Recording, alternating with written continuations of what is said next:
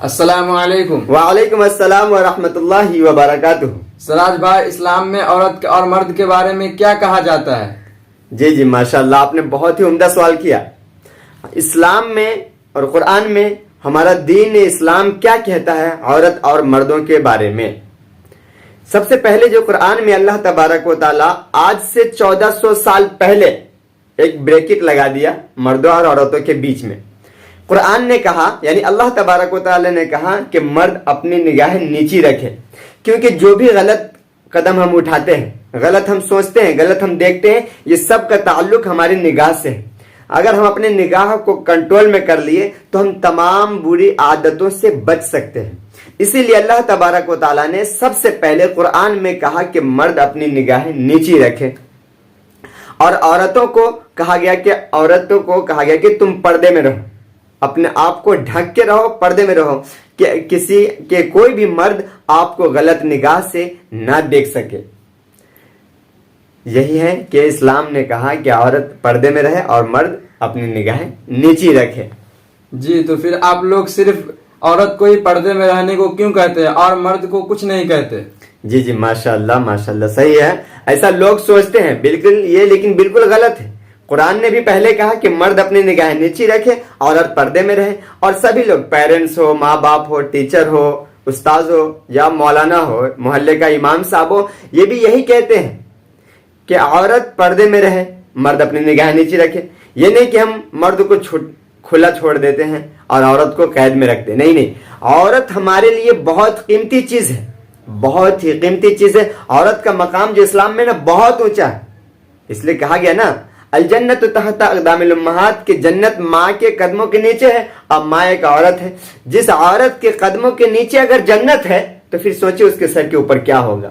تو اس لیے عورت کا مقام بہت زیادہ ہے۔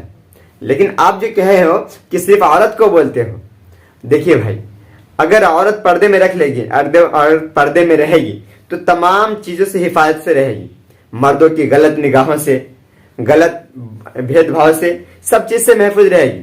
دیکھیے، جب ہم ایک گوشت کا ٹکڑا ہم جب لاتے ہیں تو اسے ڈھک کے رکھتے ہیں، کیوں؟ کیونکہ اسے چیل اور کتے لے کے نہ بھاگ جائیں۔ اگر گوشت کھلا رہے گا تو کتے جھپٹیں گے ہی، پھر آپ یہ نہیں کہہ سکیں گے کہ کتے کی غلطی ہے، غلطی انسانوں کی ہے کہ اس نے گوشت کو ڈھک کے کیوں نہیں رکھا۔ بات سمجھ میں آئی؟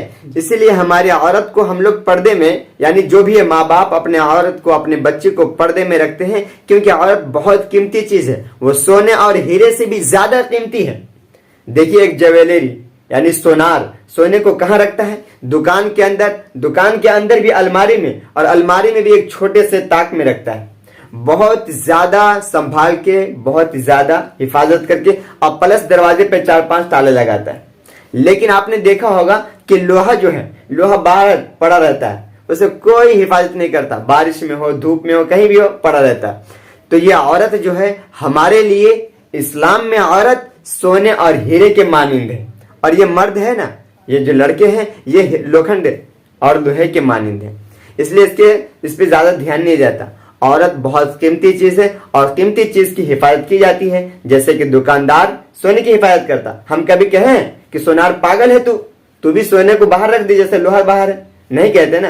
تو پھر ہم اپنے عورت کو جب کہتے ہیں تو آپ لوگ کیوں کہتے ہو کہ آپ لوگ عورت کو قید میں رکھنا چاہتے ہو؟ یہ سوچ غلط ہے، ٹھیک ہے؟ امید ہے کہ آپ کو بات سمجھ میں آ گئی ہوگی۔ جی سراج بھائی، آپ نے تو صحیح کہا، میں تو غلط ہی سوچ رہا تھا۔ جی ماشاءاللہ، چلیے اللہ سب کو صحیح سوچنے کی توفیق عطا فرمائے۔ چلیے، اچھا لگا تو دعا کیجیے، برا لگا تو معاف کیجیے۔ السلام علیکم ورحمۃ اللہ وبرکاتہ۔ وعلیکم السلام۔